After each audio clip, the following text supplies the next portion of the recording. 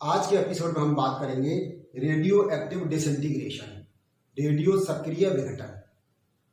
आपने nuclear chemistry में पढ़ा होगा, नाभिकीय रसायन में, कि यूरेनियम और उसके बाद के जितने भी एलिमेंट्स हैं वे सब रेडियो सक्रिय होते हैं, रेडियो एक्टिव नेचर के होते हैं। इसका मतलब क्या हुआ? इसका मतलब ये है कि वे विघटित होते रहते हैं, उनके न्यूक्लियाई, उनके नाभिक विघटित होते रहते हैं और छोटे न्यूक्लियाई में, छोटे नाभिकों में परिवर्तित होते रहते हैं। कब तक परिवर्तित होंगे? जब तक कि स्थायी न्यूक्लियस नहीं मिल जाता, स्थायी नाभिक नहीं मिल जाता है। और सामान्यतः ये जो स्थायी नाभिक है या तो लेड होता है या फिर ये बिस्मथ होता है।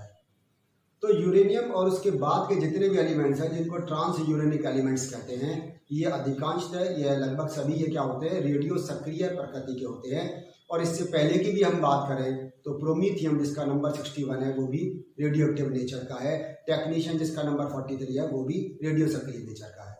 तो हमें आज रेडियो एक्टिव डिसइंटीग्रेशन की रेट कांस्टेंट की वैल्यू निकालनी है और उसके बारे में पढ़ना है। माना कोई एक रेडियो एक्टिव न्यूक्लियाई है, रेडियो एक्टिव न्यूक्लियाई ए है और उसका डिसइंटीग्रेशन हो रहा है, उसका विघटन हो रहा है। ये कोई रेडियो न्यूक्लियाई ए और ये डिसइंटीग्रेट होकर क्या बना रहा है? ये प्रोडक्ट, या फिर हम इसको कहते हैं डॉटर न्यूक्लियाई। इसको हम न्यूक्लियाई, पेरेंट न्यूक्लियाई कहेंगे, इसको डॉटर न्यूक्लियाई कहेंगे। ये डॉटर न्यूक्लियाई बना रहा है। तो यहाँ अब जब हम रेट ऑफ डिसइंटीग्रेशन की बात करेंगे तो उसको हम रिप्रेजेंट करेंगे यहाँ पर -dN/dt is proportional to n। अब इसको एक एक चीज को समझने की कोशिश करो। तो कोई याद करो, जब पहले वाला एपिसोड में हमने बात की थी तो हमने कहा था कि रेट ऑफ डिसइंटीग्रेशन अगर लिखना है, रेट ऑफ डिसइंटीग्रेशन या rate of decomposition of reactant लिखना है तो हमेशा यहाँ पर माइनस साइन लगाते हैं, या आपको याद हो। और यदि इसको rate of formation of product के रूप में लिखना है तो प्लस साइन लगाते हैं या फिर कोई साइन नहीं लगाते।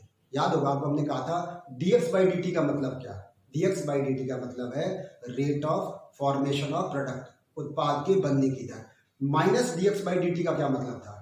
-dx/dt का मतलब समझाया था रेट ऑफ डिसइंटीग्रेशन या rate of decomposition of the reactant, अभिकारकों के विघटन की दर। यहाँ रिएक्टेंट कौन? हम क्या मानो ए, है ना। ये विघटित हो रहा है किसमें? छोटे डॉटर न्यूक्लियाई में विघटित हो रहा है। तो यहाँ साइन क्या लगाया हमने? माइनस साइन लगाया, इसी कारण से। तो यहाँ हम कहेंगे रेट ऑफ डिसइंटीग्रेशन है। एन यहाँ पर क्या है? एन यहाँ पर number of radio active nuclei है, रेडियो सक्रिय नाभिकों की संख्या। डीएन मतलब एक छोटा सा संख्या, उनकी थोड़ी संख्या। और डीटी यहाँ पर स्मॉल टाइम इंटरवल, छोटा समयांतराल। इसका मतलब क्या हुआ कि एक छोटे से समयांतराल में, एक छोटे से टाइम पीरियड में डीटी में डीएन न्यूक्लियाई का डिसइंटीग्रेशन हो रहा है, उसको माइनस साइन से रिप्रेजेंट किया है। और एन यहाँ पर क्या है? एन यहाँ पर उस समय पर रेडियो एक्टिव न्यूक्लियाई की संख्या है, number of radio active nuclei. बात समझ में गई ना? तो जैसे कि हमने कहा था, whether it may be rate of formation of product और it may be rate of decomposition of the reactant, always depends upon concentration of the reactant. और यहाँ रिएक्टेंट कौन है? Radio active nuclei. उसी कंसंट्रेशन को किससे रिप्रेजेंट कर रहे हैं? नंबर से। और नंबर कितना है यहाँ पर? n। तो हमने कहा -dN/dt is proportional to n।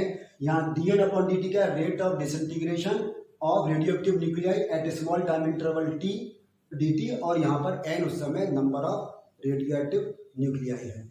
या इसको हम और कैसे लिख सकते हैं? -dN/dt is equal to lambda n। और लैम्डा यहाँ पर क्या कहलाएगा? Decay constant. डिके कांस्टेंट, इसको विघटन स्थिरांक कहते हैं लैम्डा को। ठीक है, जैसे वहां अपन के लिख रहे थे ना, यहाँ क्या लिखेंगे? इसको lambda.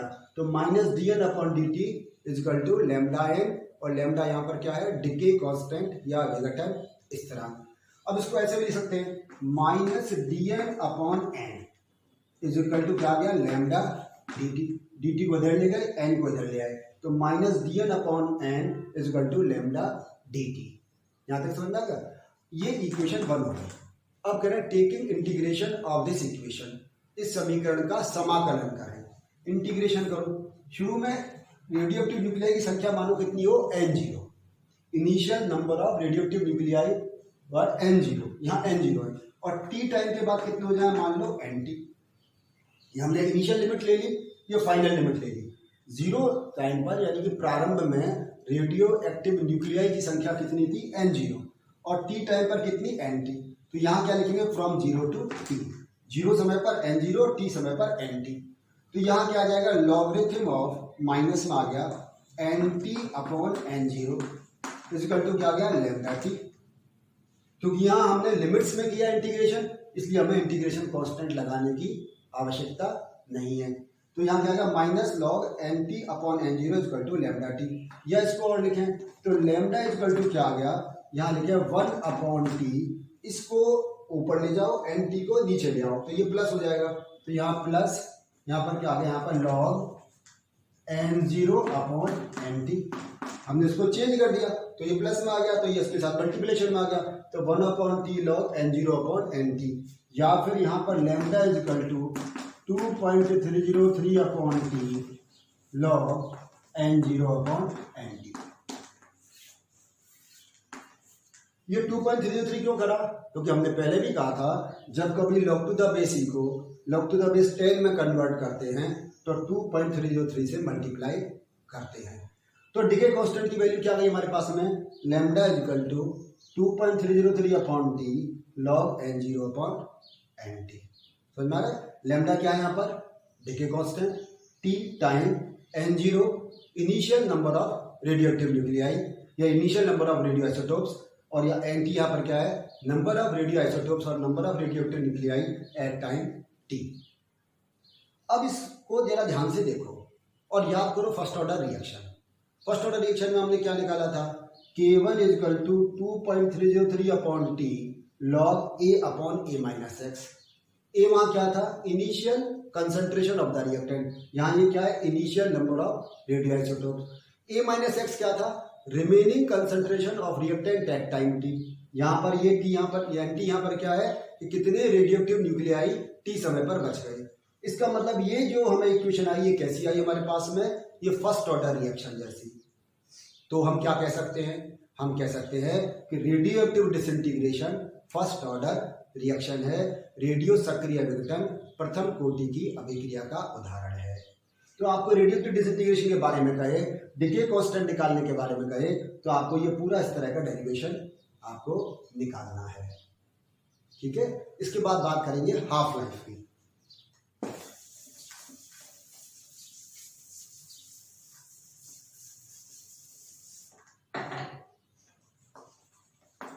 Half life, half life के बारे में हमने सीखा था the time eight which half of the concentration of the reactant converted into product is called half life. वह समय जिसमें अभिकारकों की आधी सांद्रता उत्पाद में परिवर्तित हो जाती है अर्धायु या हाफ लाइफ कहलाती है।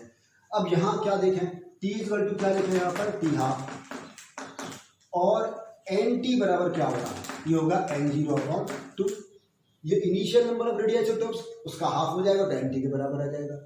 इस वैल्यू को यहाँ सब्स्टिट्यूट कर दीजिए, तो लैम्डा इक्वल टू क्या आ गया, 2.303 अपॉन टी की जगह क्या रख देंगे, T half log N0 upon N0 by 2। समझ में आ गया ना, तो N0 और NT की जगह क्या रख दिया, N0 बाई 2। ये 2 ऊपर चला जाएगा, N0 से N0 कैंसिल हो गया, तो क्या आ गया, लॉग 2। तो lambda equal to 2.303 upon T half log 2। Log 2 की वैल्यू कितनी होती है, ये पहले भी हमने सीखा था 0.3010। ये लॉग 2 की वैल्यू है, यहाँ सब्स्टिट्यूट करते हैं तो lambda equal to 2.303 upon T half और इंटू 0.3010, या लैम्डा इक्वल टू क्या आ गया 0.693 अपॉन टी हाफ, या फिर टी हाफ बराबर लिखेंगे तो क्या आ जाएगा, T half is equal to 0.693 upon lambda. तो हाफ लाइफ कितनी हो गई, 0.693 अपॉन लैम्डा। ये हाफ लाइफ है। हाफ लाइफ जब कभी आपसे कहे रेडियोएक्टिव डिसइंटीग्रेशन के निकालें तो क्या आएगा, T half is equal to 0.693 upon lambda.